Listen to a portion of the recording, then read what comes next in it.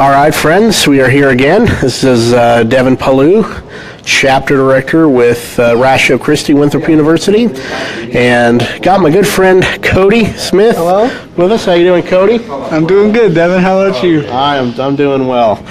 Cody is one of my favorite students. He's a brilliant young man. So let's interview him a little bit and pick his brain. Cody, how long have you been coming to Ratio Christi? I forget. I'd say roughly about a year now, Okay. if I recall correctly, because I started last semester, so I believe it's leaning towards a year now. Okay, and how would you say Ratio Christi has kind of helped you in your walk with Christ? Or maybe I'm being presumptuous. Has it helped you in your walk with Christ? Honestly, it has, because first off, I was born and raised Christian. I was born and raised a Southern Baptist. But with this lets me take what I've learned being a Southern Baptist and show how this actually does make sense instead of just taking it at face value, and how, yes, this is true, and how it can be proven to be true. Because that's the point of this, is this true? And if it is, how can we prove it? I love that, yeah. My brother Cody here has cerebral palsy, and a lot of people having something like that may be angry at God, or sometimes even bitter at God or with God.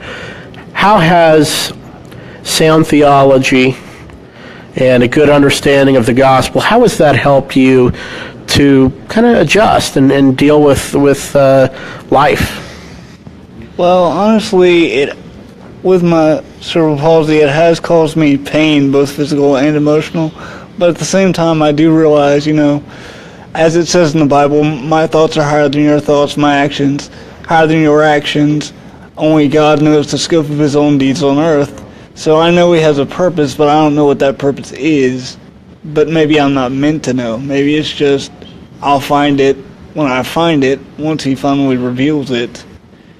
Or maybe I'll come to know it because it'll just happen and I'll realize it at some point. Whether it be a feeling or whether it just cognitively come in and say, oh, this makes perfect sense. This is the reason why I needed to do this. So, to me, it's just, yes, it's kind of annoying, but at the same time, it's nothing I can just take off and be rid of. So, it's just something I've learned to live with.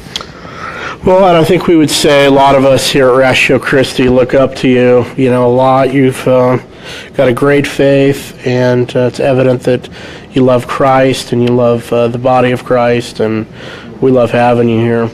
What are some of the interests that you have in apologetics? Is there any specific interests as far as, scientific apologetics, biblical? What's your areas you like to study? Well, I like studying the Bible itself, because I like taking this book, the Bible, that may to, say, an outsider like an atheist or even just children who don't know much about the Bible, it may sound to them like a book of fairy tales or just stories for entertainment that we take at face value to be true as Christians. But if we dig in and we use the theology, we can show this is true, and here's example 1, 2, 3, 4 of how it's true written in the text, and show them this isn't just a fairy tale, it's not just a bedtime story, it actually did happen, and here's the timeline of history, here's the science that shows it, and we can prove it in 3 or 4 different ways with probably thousands of examples throughout the text. Wow, that is really good. You guys see Cody's a powerhouse over here. Cody, if you were going to encourage maybe a young college student, maybe they're not even from this area but are going to a different college, and they have a Ratio Christi there, what would you say to that college student? How would you encourage them? I would say, with my experience, I've always enjoyed Ratio Christi myself, and I've enjoyed the theology and the talking. And I could say, even if you don't understand it, at least be willing to go and ask a few questions, because then you can get answers, because this is a group discussion, so you don't have to sit here and be silent like you are in church. You can actually speak and say, wait, I don't agree with that, or wait, that sounds strange, what does that mean? So you can question it, you can give your own opinion, and then you can get an answer for those questions and opinions, That way you know where you differ from someone else and where you are connected, and you can broaden the conversation and add pieces to it, lengthen it, and as you keep returning, you could ask more questions, give more views, and get more views and answers. That way, as you return more and more, you broaden the conversation and you keep learning, because that's what it is for me, a learning experience. I didn't know all of this about science behind Christianity and science connected to Christianity until I came here, because I assumed they were just two separate fields that had nothing to do with each other because they always seemed to oppose each other. But once I came here, I realized, wait, I can use science to prove Christianity true, even though science typically tries to disprove it.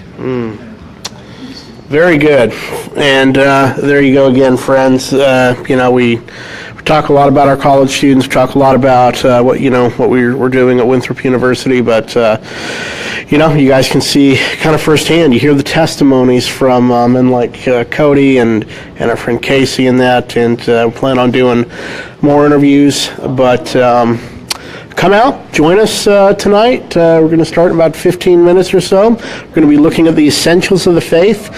We are in room 220. Everybody's welcome. We've got pizza, got soda, got all that. So come on out, join us, and let's contend for the faith. Once for all delivered to the saints. God bless.